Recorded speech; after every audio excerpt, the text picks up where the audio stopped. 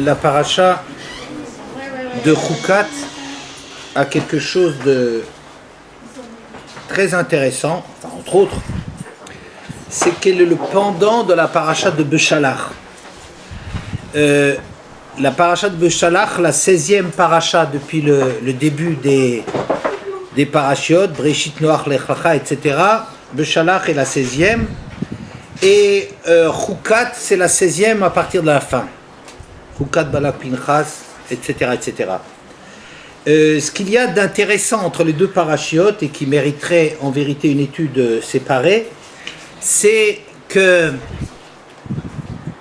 Beshalach c'est la paracha dans laquelle on rentre dans le désert et Chukat c'est la paracha par laquelle on sort du désert. C'est-à-dire qu'il y a un parallèle, une étude à faire de qu'est-ce qu'ils ont fait pendant ces 40 ans. Quel est le résultat de 40 ans de désert?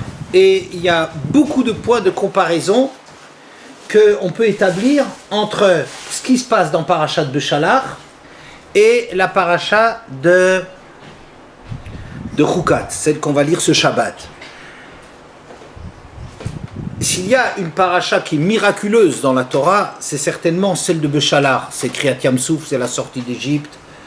C'est Kriyat Yam-Souf, c'est l'histoire des Cailles, l'histoire de la manne, l'histoire d'Amalek, l'eau qui était amère. Et en vérité, la Shira. Et en vérité, quand vous regardez la paracha de Chukat, c'est comme si on veut dire, j'appellerais ça peut-être l'atterrissage. C'est-à-dire, on va redescendre sur terre, c'est-à-dire on va redescendre, on rentre en Eretz, et les principaux thèmes qui sont développés dans Beshalach sont développés avec des nuances dans la paracha de Chukat. Et ce qui est intéressant à voir, c'est qu'est-ce qui a changé entre les deux, quel est le bénéfice de toutes ces années d'errance. Il y a par exemple, on sort d'Égypte, ça veut dire on échappe à Paro. Maintenant, on rentre en Eretz, c'est les guerres de Sichon et Og, c'est les guerres qu'il faut rentrer en Eretz. Il y a une Shira, Asia Shir Moshe, après Kriyat Yam-Souf. Ici aussi, il y a une espèce de Kriyat Yam-Souf à l'envers, c'est des montagnes qui se collent ensemble pour écraser les ennemis, alors que là, l'eau c'est séparé, ici c'est les montagnes qui se rapprochent. Il y a un Kriyat Yam-Souf de Moshe, Moshe dit Asia Shir Moshe, ici c'est Asia Shir Israël. Il y a la manne, un problème de la manne là-bas, l'apparition de la manne, ici on va aussi avoir une révolte contre la manne. Il y avait une lutte contre Amalek dans Beshalach, à Rofidim. Ici il y a aussi le Melech Arad qui est Amalek. Enfin c'est quelque chose d'ahurissant. Il y a encore plusieurs points par lesquels les deux parachutes se rapprochent. Un des points par lesquels on peut faire continuer ce parallèle, c'est évidemment le fameux épisode du rocher à propos de l'eau qu'il n'avait pas. Moshe devait frapper dans Parashat Beshalach le rocher pour avoir de l'eau, alors qu'ici apparemment il doit parler au rocher pour obtenir de l'eau. Donc il y aurait déjà la différence. Qu'est-ce qui s'est passé au début? Il fallait frapper, agir avec contre la nature, avec plus de mérite que la nature, alors qu'ici déjà il y a une shlita, il y a déjà une domination de la nature qui est déjà la volonté humaine, la parole, qui permet déjà d'obtenir le même résultat. Oui. Bon, alors sur ce point-là, donc, qui s'appelle Meimeriva, l'eau de la révolte, c'est le grand problème de la punition de Moshe et de Aaron, qui suite au fait qu'ils ne se sont pas adressés au rocher, ils n'ont pas parlé au rocher, mais ils ont frappé le rocher, contrairement à l'ordre divin, ils ont été punis de ne pas rentrer en Eretz. D'accord? Et c'est un peu de comprendre de quoi il s'agit dans cette histoire. Velo hayamaim laeda, c'est donc dans le Chukat, Perek Kaf, Pasuk, Bet, Vayikaalu al Moshe ve'al Aaron. Et il n'y avait pas d'eau pour l'assemblée, ils se sont ligués contre Moshe et Aaron. Donc ils ont convergé vers Moshe et Aaron. Vayarev ha'am im Moshe, vayomru les morts, velu gavanu bigva achenu lifnei Hashem. Le peuple s'est disputé avec Moshe en lui disant, si seulement nous avions péri de la mort de nos frères devant Hachem. Ça rappelle curieusement l'envie de retourner en Égypte, et qu'est-ce que vous nous prenez pour mourir dans le désert qu'il y a dans Béchalach, hein, c'est ahurissant le nombre de comparaisons. Velama havetem et kal Hashem el amidbar hazeh la mutcham anachnu verenu. Et pourquoi donc nous avez-vous entraîné toute l'assemblée d'Hachem dans ce désert pour nous y faire mourir là-bas, nous et nos troupeaux. Velama ilitunu mimitzrayim lavi otanu el makom hara hazeh lo mekom zera uteina vegefen verimon umaim ein lishtot. Et pourquoi nous avez-vous fait monter d'Égypte pour nous amener dans cet endroit mauvais, qui n'est un endroit ni de culture, où il n'y a pas de, qui n'est pas un endroit de culture, il n'y a pas de figues, de raisins, de grenades et de l'eau, il n'y en a point à boire. Vayavo Moshe varon mitne akal el petach el moed vayiplu al penem vayirak vod Hashem alehem. Moshe et Aaron ont dû venir jusqu'à la porte, l'entrée de la porte de la tente, à cause de l'assemblée, donc qui convergeait vers eux, et la gloire d'Hachem s'est manifestée à ce moment. Et d'abord Hachem nous Moshe mort. Hachem s'adresse à Moshe en ces termes: Kach et amate vakel et aeda ata avaron achicha v'dibartem el hasela le'enehem v'natan memav v'otzeta lahem mayim min hasela v'shtita et haeda ve'et beiram. Prends le bâton, et c'est toujours le bâton avec lequel il faisait toujours les miracles en Égypte. Rassemble cette assemblée, toi et Aaron ton frère, vous vous adresserez au rocher devant eux, et il donnera ses eaux, et vous leur ferez sortir de l'eau du rocher, et tu abreuveras l'assemblée ainsi que leurs troupeaux. Vaikach Moshe tamate milifne Hashem kasher tzivahu. Moshe a pris le bâton de devant Hachem ainsi qu'il le lui avait ordonné. Vayakilu Moshe v'Aaron et Akal el pene asala. Vayomer lahem shimuna amorim amin asela hazeh notzi lachem maim. Ils rassemblèrent, c'est-à-dire Moshe et Aaron, l'assemblée devant le rocher et leur dire: écoutez les révoltés, est-ce que de ce rocher on arrivera à vous sortir de l'eau? Vayarem Moshe et Yado vayach et asala. Et Asela bemate ou pamaim. Moshe leva la main et frappa le rocher avec son bâton à 2 reprises. Vaïtsumaim rabim, beaucoup d'eau en sortit. Vatesh taïda ou viram, et l'assemblée et ses troupeaux purent boire. Vayomer Hashem el Moshe vel Aaron, yalo emantebi lagdishe nele bnei Israël, lachel otaviu et akal hazeh el haaretz asher natati lahem. Hashem dit à Moshe et Aaron: puisque vous n'avez pas réemantem littéralement donnez confiance en moi pour me sanctifier aux yeux des Bnei Israël, c'est pour cela que vous n'amènerez pas ce peuple dans la terre que je leur ai donnée.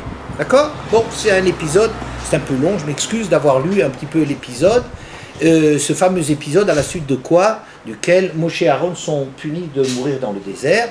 Ils auraient dû frapper le rocher, disons, ils ont parlé au rocher, ils ont frappé le rocher à 2 reprises. C'est une paracha extrêmement compliquée. Et il y a énormément d'interprétations là-dessus qui ne trouvent pas vraiment grâce aux yeux du Ramban. Il les passe en revue et présente Rashi, Ibn Ezra, le Rambam, Rabbeinu Hananel qui lui plaît pas mal, sa propre thèse. Mais en vérité, j'aurais recours à l'explication du Ran dans les Drashot Haran à propos de la faute de Moshe. Quelle est la faute qu'ils ont faite qui a mérité une punition aussi grave que cela? D'accord? Bien. Et pour ce, je vais rapporter un texte, et je me demande si je ne l'ai jamais amené dans ce cours-là. C'est une Gemara dans Shabbat, Tzadezaïn, que j'aime beaucoup à Moudaleuf. Amar Resh Lakish. Resh Lakish dit: Hachoshet biksherim loke begufo. Tout celui qui soupçonne une personne à tort est frappé dans son corps. Dirtiv, comme il est écrit, Vehen lo yaminu li velo yishmu le bekoli. Quand Hachem envoie Moshe pour faire sortir les Bnei Israël d'Égypte, Moshe lui dit: ils ne vont pas me croire et ils n'écouteront pas ma voix. Vegali kume kuchabrichu de mehem Bnei Israël. Or, cette chose était révélée, dévoilée devant Akadosh Baruch Hu, devant Dieu, que Israël va oui croire. Amarlo, Hachem dit à Moshe: Hen, ma'aminim b'nei ma'aminim. Eux, ce sont des croyants descendants de croyants. Vata ein sof chalamim. Et toi, tu finiras par ne pas croire. Hen ma'aminin. Qu'est-ce que ça veut dire que les Bnei Israël, ils ont cru? Dirti vayamenam. Effectivement, comme Moshe leur a annoncé la sortie, eh bien le peuple, il a cru. Qu'est-ce que tu les as soupçonnés de ne pas croire? Le peuple a cru. Bnei ma'aminim, descendant de Ma'aminim, le père des croyants, c'est qui? Abraham. Hein? Alors, ve'emin b'Hashem. Abraham, il a cru en Hachem. Vata ein sof chalamin. Par contre, toi, tu finiras par ne pas croire. Chez les Mar, ya lo emantem bi, etc. Parce que vous n'avez pas donné de émouna en moi. C'est un peu difficile parce que vous ne croirez pas, vous ne donnerez pas de émouna en moi. Bon, c'est un point qui est un peu difficile grammaticalement. Si j'y pense, j'essaierai de vous expliquer. Mimaï de l'Aka, et d'où est-ce qu'on sait que Moshe a été puni? Dirtiv, Vayomer Hashem lo od, Have nayatra bechekecha. Quand Moshe a dit que les Bnei Israël ne vont pas le croire, Hashem lui a dit passe donc ta main dans ta poitrine, et quand il la sort, elle est lépreuse. Et qu'est-ce que ça montre? Qu'il a dit du mal. Quand on dit du mal, ça donne un lèpre. Motsi Shemra, Motsora, vous connaissez tout cela. Bien. Est-ce qu'on a déjà apporté cette marin dans un coup? Non.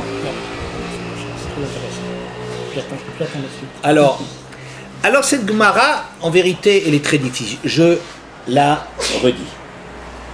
Après, je vous dirai mes difficultés sur ce texte. Reish Lakish dit tout celui qui suspecte à tort des gens est frappé dans son corps. Quel est l'exemple de cela? Moshe. Moshe qui finira par être frappé parce que quand il va dire du mal des Bnei Israël, que les Bnei Israël ne vont pas le croire quand il va leur annoncer la Géoula, la délivrance à venir, et il a la main lépreuse. Donc il est frappé dans sa personne. Bien. Où est-ce qu'on voit qu'il a fauté? C'est que quand Hachem dit va parler aux Bnei Israël et dit que je vais les sortir, eh bien ils diront Vehem lo yaminu li v'yishme'u koli. Ils ne me croiront pas. Moshe dit ils ne me croiront pas. Et ils n'écouteront pas ma voix. Or, quelle faute grave! C'est marqué dans la Gemara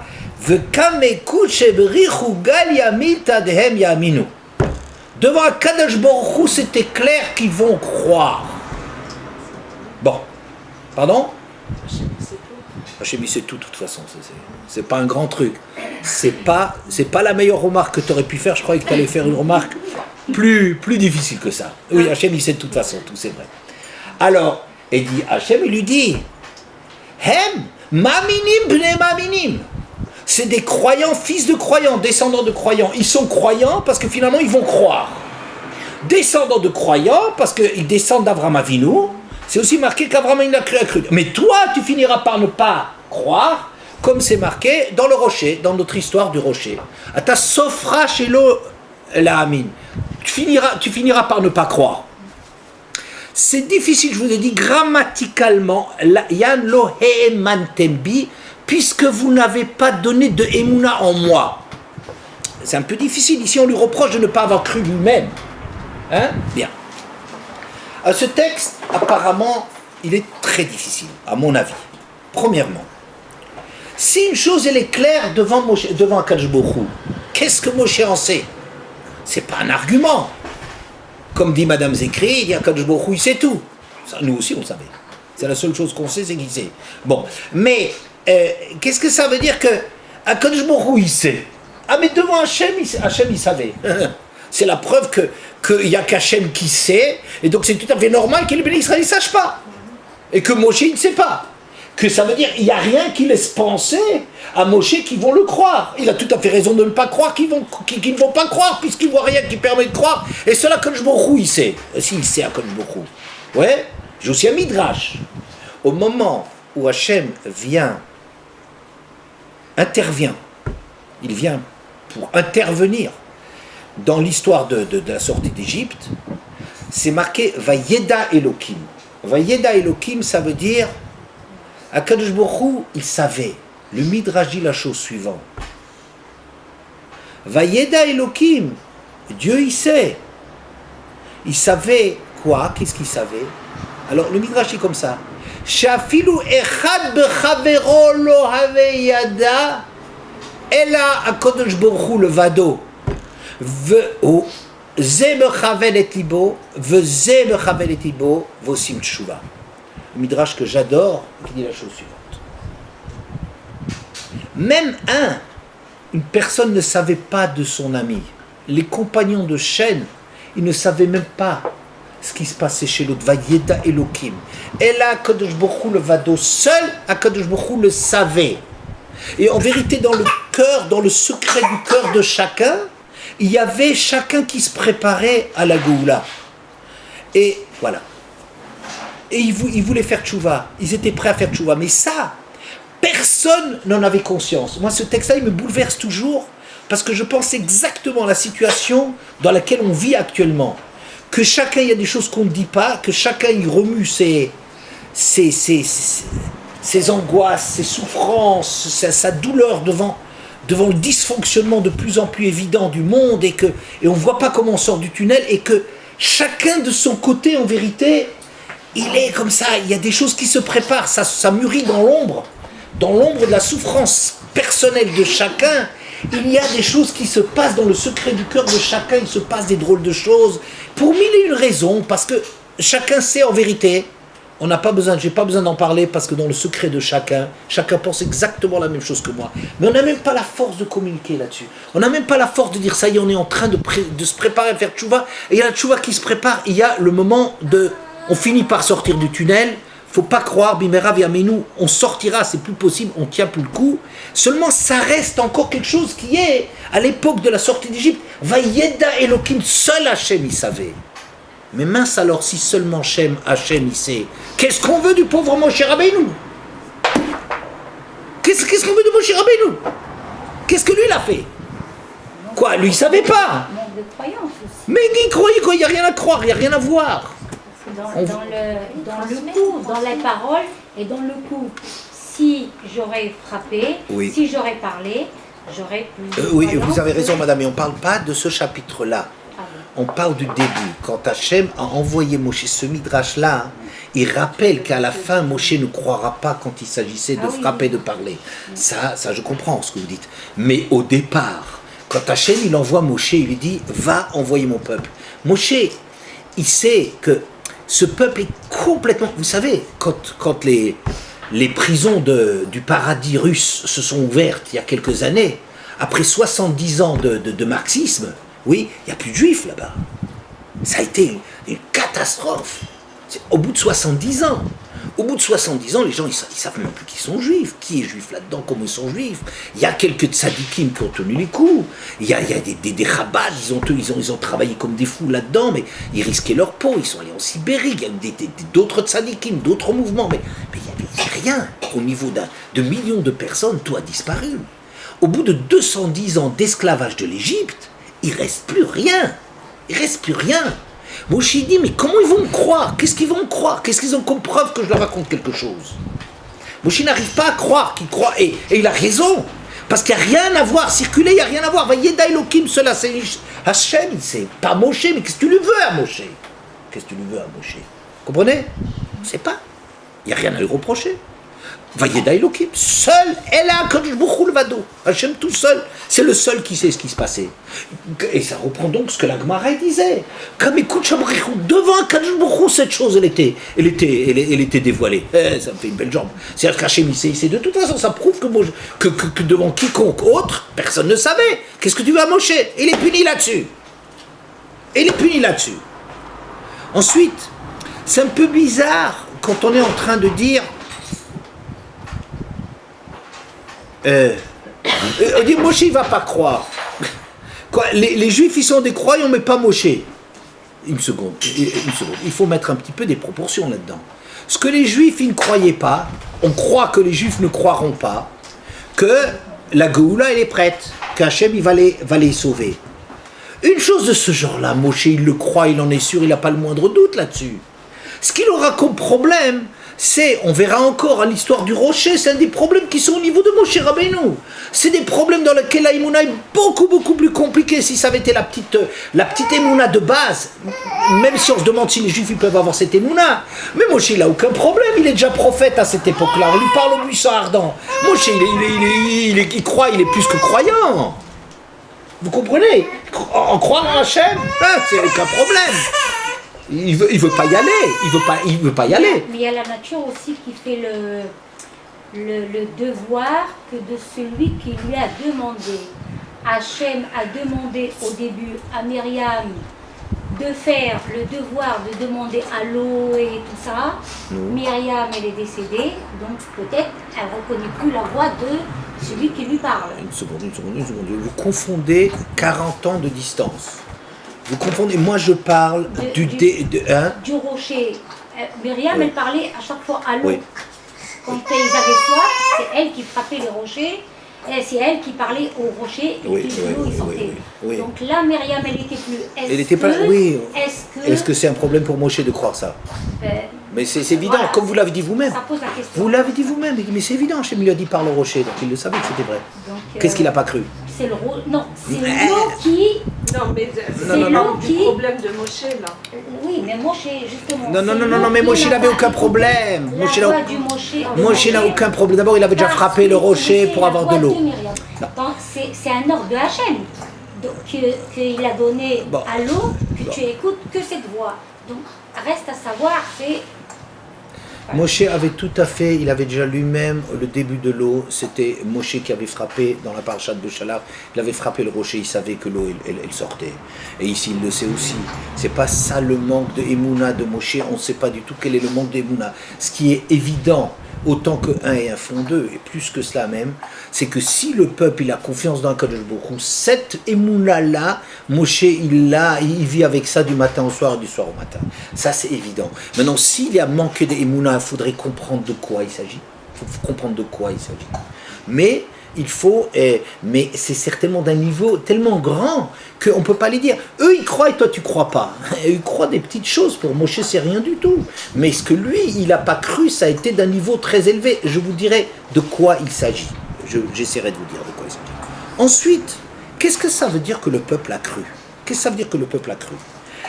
Ravitar, c'est un rave de Strasbourg qui commente différentes parachiotes. Il rapporte ça.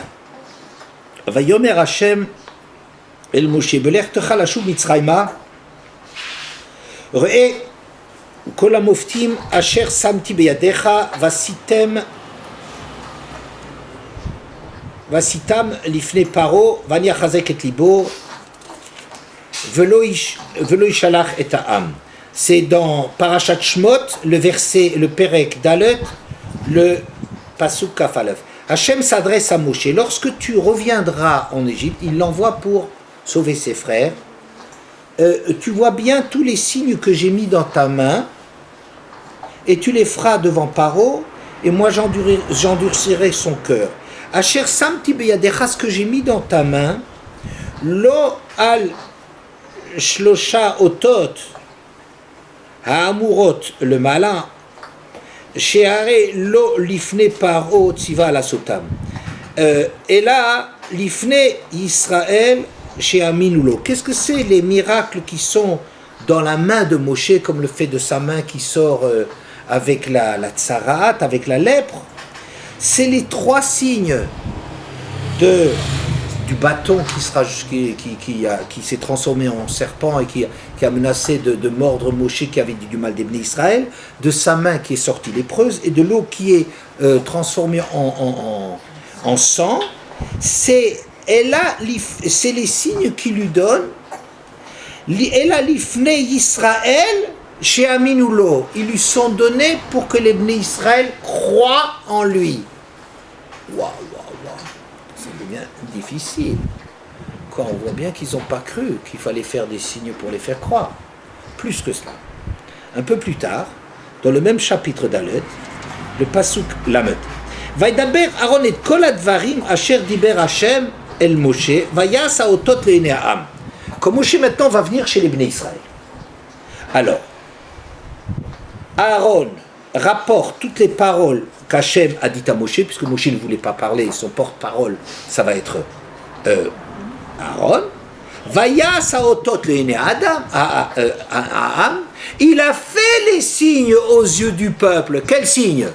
Le bâton transformé en serpent, la main qu'il retire et qui est lépreuse, et l'autre transformé en île. Vaya amen ha'am, vayishmu ki pakad Hashem et bnei Israël v'chira'a et onia vayigdu vayishtachavu. Et le peuple, il a cru. Ça veut dire quoi? Il a cru quand? Il a cru quand il lui a fait ses signes. C'est marqué, il a fait les signes, il a dit les paroles, il a présenté sa carte de visite pour se faire reconnaître par les Bnei Israël comme envoyé d'Hachem. Ensuite, il a fait les signes et c'est marqué, le peuple, il a cru. Et ils ont entendu qu'Hachem, il a tenu compte, il s'est souvenu des Bnei Israël et qu'il avait vu leur misère et ils se sont inclinés et prosternés. Incroyable ça. Qu'est-ce qu'on est en train de raconter que le peuple y croit? Il croit rien qu'à cause des signes. Moshe, il avait demandé avant qu'on lui donne les signes. Quand Hachem a voulu lui envoyer, il a dit, va parler aux Bnei Israël et dis-leur que je les sauve. Il dit, mais ils ne vont pas me croire. Alors Hachem, il lui donne des signes. Et ces signes, Moshe, il doit bien faire attention, bien réviser ces signes, etc. Pour les faire là-bas en Égypte, il doit faire ses signes.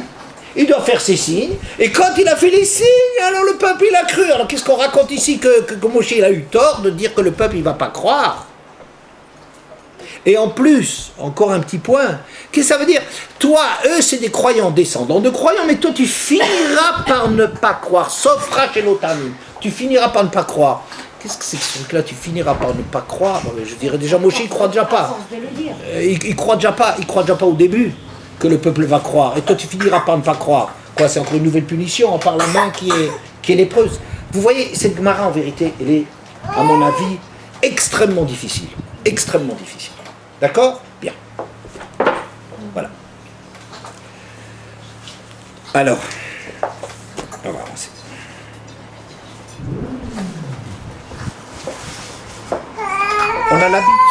On a l'habitude de dire que Moshe s'est mis en colère à 3 reprises et que à ce moment-là, il a oublié une halakha. Quand on se met en colère, on ne se maîtrise plus et on n'est plus serein, on perd sa sérénité. Comme les halakhot, c'est une chose extrêmement pointue. Alors dès qu'on est un tout petit peu déstabilisé, on a de la difficulté pour se concentrer exactement et suffisamment sur le point vrai, d'accord? Alors une fois il s'est mis en colère contre Aaron au moment du décès de Nadav Avihu, parce qu'il y avait un des sacrifices qui a été apporté qui n'a pas été mangé, et il a donné une halakha fausse à Aaron. La deuxième fois, c'est Mémériva. Il s'est énervé contre le peuple, Shimuna Amorim. Oui, il s'est énervé contre le peuple et il a perdu les pédales, apparemment.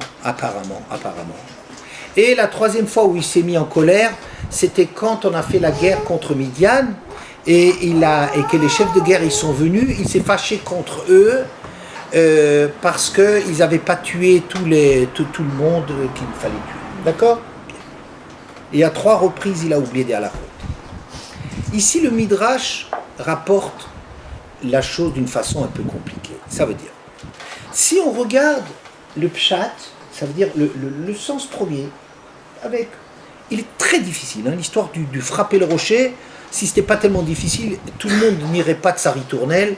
Comprenez, il y a plein de gens qui ont leur pshat là-dessus. Moi, j'ai le mien, je vous le dirai aussi, mais tout le monde est bien plus grand que moi. On s'y perd le nombre d'interprétations qui sont données. Il faut croire que s'il y a tellement d'interprétations, c'est qu'aucune n'est satisfaisante. Parce que s'il y avait une qui est satisfaisante, on reconnaîtrait qu'elle est bonne. Oui, bien. N'est-ce pas? Bon. Alors, on a l'impression qu'il s'agit de quoi? Qu'Hachem a dit à Moshe de frapper le rocher, et que Moshe, de parler au rocher, et que Moshe, il était sous le coup de la colère parce que les Bnei Israël étaient là tout le temps derrière, et alors il a frappé un faux rocher, il n'a pas trouvé le rocher, c'est enfin une histoire absolument invraisemblable d'un rocher qui s'est caché. Ce Shabbat, Michel Grandjean parlera de cela au Serge, de ce problème, il a fait cours au Serge, et il parlera de ce problème, et il rapporte un Rashi absolument Si c'était pas sérieux, ce serait quelque chose de complètement ridicule d'un rocher qui se cache, sur lequel rocher il trouve pas son rocher, il frappe sur un rocher, il sait pas lequel c'est, enfin c'est des trucs complètement invraisemblables. Oui, bon, alors il trouve pas le rocher, alors il tape là-dessus, il y a quelques gouttes qui tombent, pourquoi il a frappé au lieu de lui parler, et après comme c'était pas le bon rocher, alors après il va refrapper et tout, qu'est-ce que ça veut dire cette histoire-là, et puis quelle est... Incroyable cette histoire-là. Bien. Le Midrash traduit un petit peu, rapproche un petit peu la difficulté du problème de Moshe.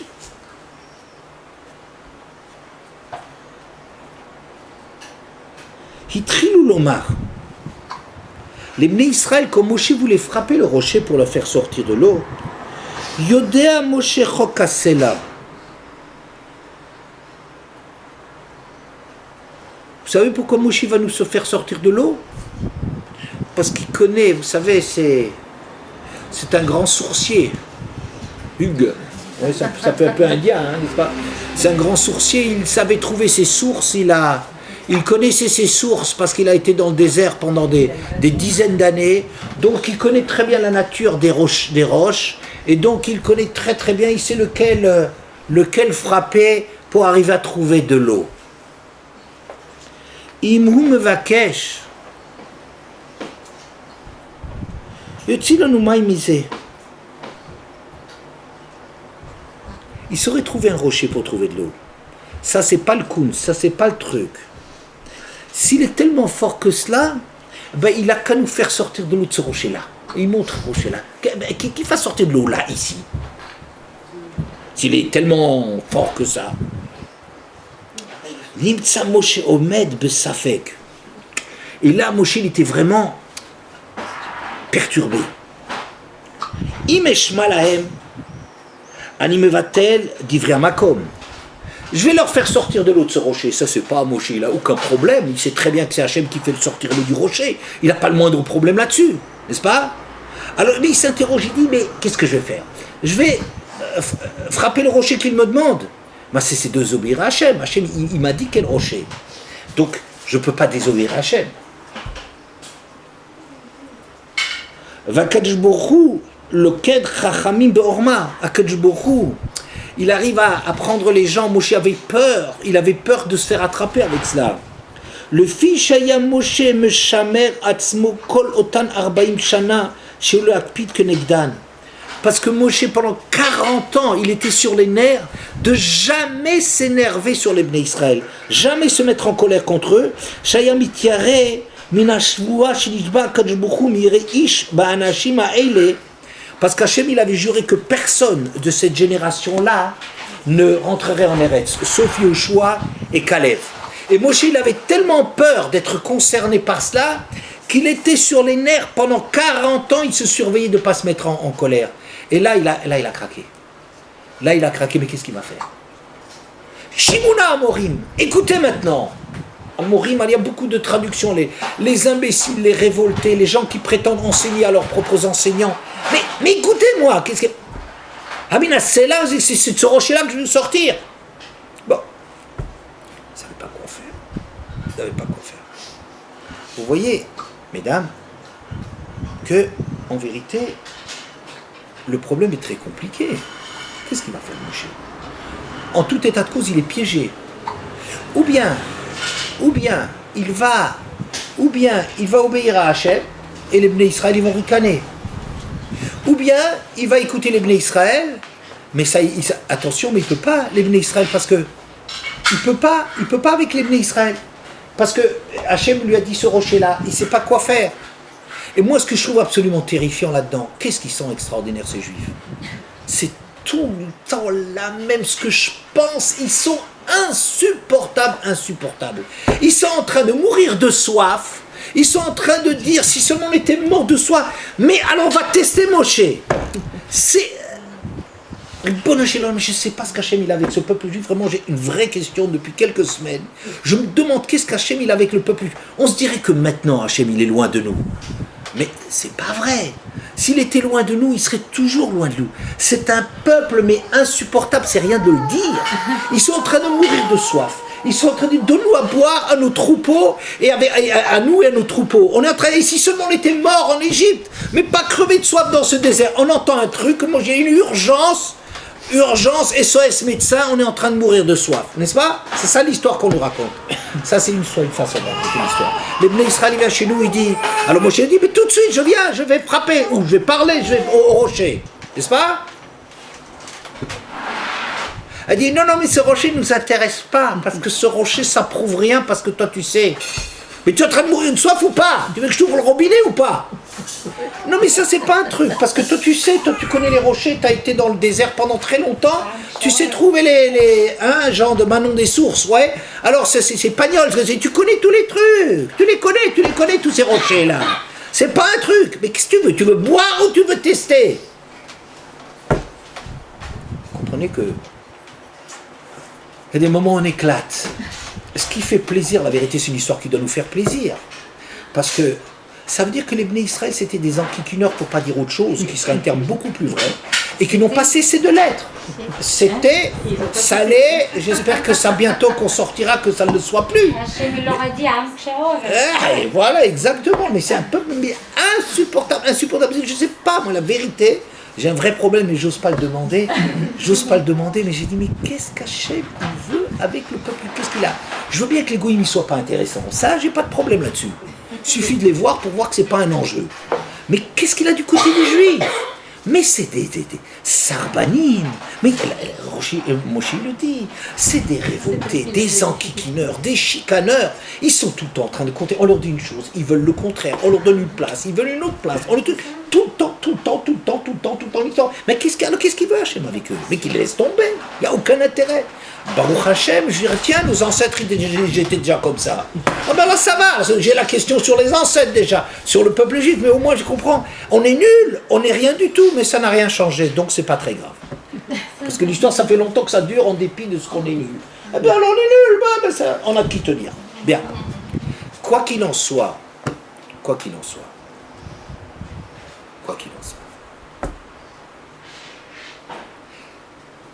je fais appel un peu à votre réflexion. Je vous ai dit comme ça. Les Bnei Israël meurent de soif. C'est maintenant qu'il s'agit de tester Moshe. Tu n'as rien de plus important que ça?